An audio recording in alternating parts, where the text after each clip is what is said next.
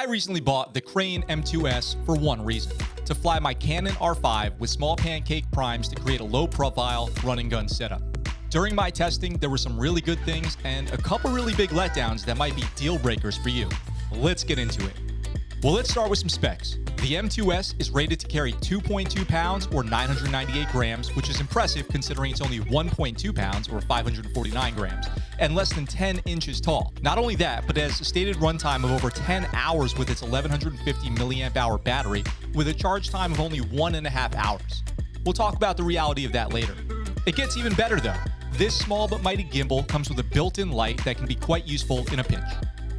You get a great value here too, with the combo kit currently selling for $349 and the gimbal for only $269. Bluff on the price. I recommend the gimbal only if you don't plan on using your smartphone with this. The backpack is sort of useless for me and the phone mount is nice, but as far as I can tell, you can only use your phone in landscape mode with this gimbal, and that's kind of a disappointment. Hey, if you guys are enjoying this video, consider subscribing for more gear reviews and tutorials focused on improving your content quality and creative experience. If you want to learn about cameras, editing, and gear, then I look forward to making this channel a winner for you. Now, what's the verdict? Does it work with my Canon R5? Well, the short answer is yes, it works great.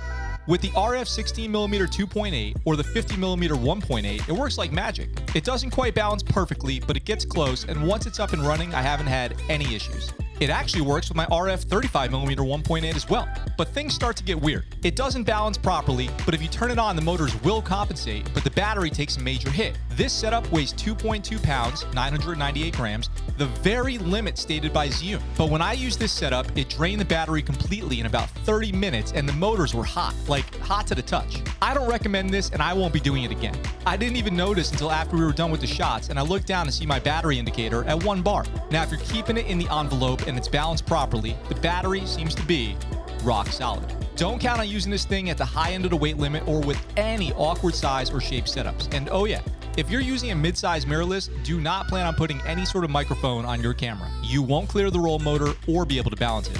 One other thing that I really hate and might be a deal breaker is the quick release plate. I say that in quotes. It's anything but. The big problem here is that this proprietary base plate is quick and easy to take off, and it's actually really simple to attach your camera. But let's say you quickly disconnect your camera from the gimbal. Well, what the heck am I going to do with this?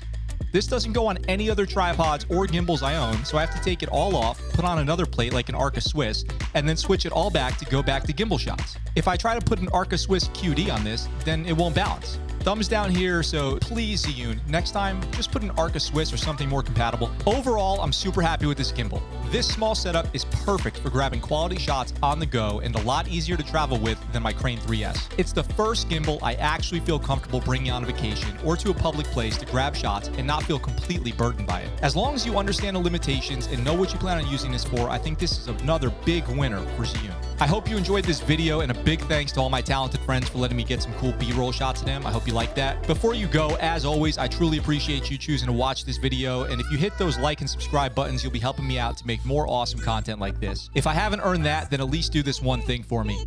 Go out today and smash that like button. You won't find it on the screen. It's just outside the window. It's spending time with your friends or family, learning something new, creating something awesome.